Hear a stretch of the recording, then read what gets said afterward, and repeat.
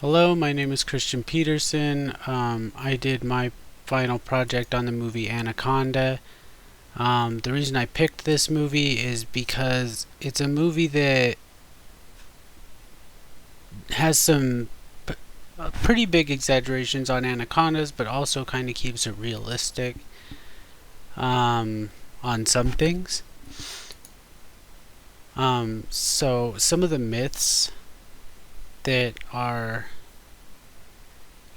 portrayed about anacondas are that they're man-eaters, kind of like lions. The only thing is that it's a bit of an exaggeration. They can eat humans. It's just very rare because they're very secludedly located in places like the Amazon, deep in the forest. Um, the next myth is that they are constrictor snakes. Um, Obviously, this is true. They are not poisonous. They wrap around their prey and squeeze the life out of them. In the movie Anaconda, though, when the snake is squeezing the jaguar before it eats it, its eyes pop out of its skull. This is very unlikely, as they squeeze hard enough to kill, but not to pop something's eyes out like that. Um, Anacondas do regurgitate their food. I accidentally put do not. Um, oh no, okay, I see. They do not regurgitate their food to experience being able to hunt the food down again. Usually they only regurgitate if they need to flee another predator or if they need to defend themselves, because their movement is very highly um, dumbed down from what it is while they do not have a huge creature in their stomach, since they do swallow their prey whole. Um, Anacondas are very good swimmers.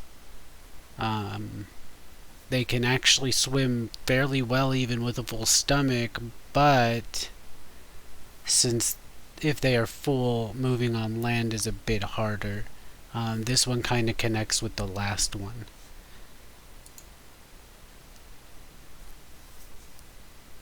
In the movie, the snake hunts all of the victims down and kills them all. In reality, it really wouldn't do that, since there are 5 party members. If I'm exact, I could be a number or two off. It would have probably eaten the first one and then found somewhere secluded to digest its food, which, depending on the size, could take up to a couple weeks or a couple days. Now, the movie also might not end. These are predators, and they do feed as often as possible so that they don't have to starve or try to find food again. So it very well could have killed a couple of them, but it definitely wouldn't have gone after all 5. Some facts that the movie got right about anacondas, and just some facts in general. Anacondas, the female anacondas can grow up to 5 times bigger than their male counterparts. As for animals, male to female disparities, this is actually one of the biggest ones. Most creatures are, fairly the same size between male and their male and female counterparts, as where anacondas, the females can be much, much bigger. The word anaconda actually refers to 4 different species, so it's not just one snake. It includes the green anaconda, the yellow anaconda, the dark spotted anaconda, and the bovine anaconda. All 4 species can be found in the Orinoco River and the Amazon River.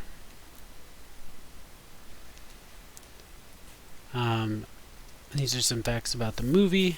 During the filming of one of the scenes, the controls for the animatronic Anaconda, so pretty much a big fake snake, made of like, gears and stuff like that, like a robot.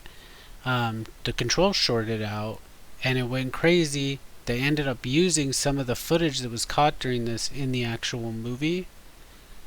The CGI for the movie Anaconda cost $100,000 per second to make. And the movie was also not filmed in the Dominican Republic like most people think. It was actually filmed in Brazil on the Rio Negro River. And then parts of it were also filmed in Los Angeles. And that is the end.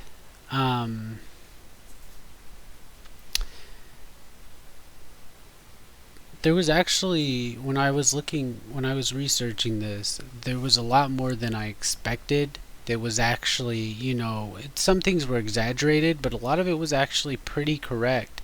I went into this when I chose this movie thinking that all these things would be hugely exaggerated or they would just be completely false, like their huge size. Obviously, it's not regular for them to be this size, maybe a female, but even then, from what I looked up, the largest one is something like 50 feet, and normally they're like 30 feet.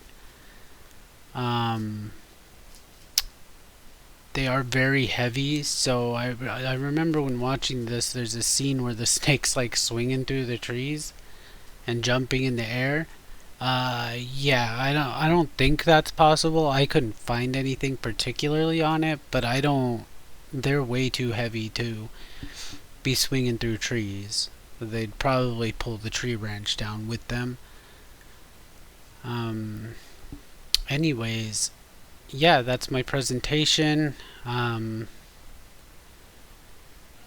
It's a little bit short, but I think it's a good one. It follows my paper pretty well.